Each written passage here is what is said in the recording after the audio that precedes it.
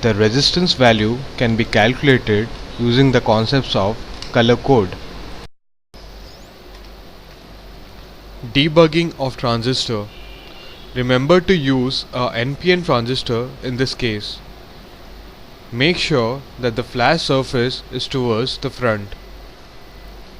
Check whether the current limiting resistor is connected from the second pin of the NOT gate IC to the base of the transistor. Make sure that you have made the connection from the emitter of the transistor to the ground.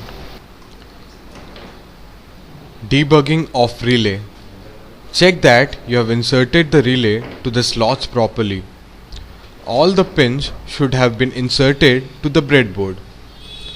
The relay should be connected in the middle of the component segment.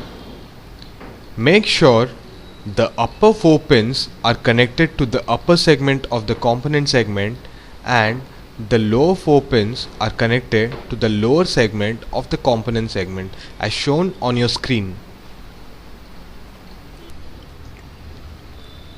Now let's check the relay connections. The collector of the transistor is to be connected to one of the legs of the coils of the relay. Make sure the other leg of the coil is connected to the power supply correctly. Check whether you have connected the second common pin to the power supply 5 volts.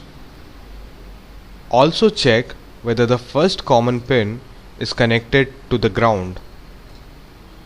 Next, check whether the normally open pins are connected correctly to the motors. Debugging of the motor connections.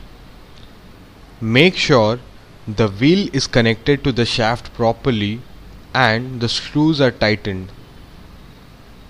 Check whether the wires are soldered properly to the motor pins. The polarity of the motor is the most important thing that needs to be checked and where usually students face problem.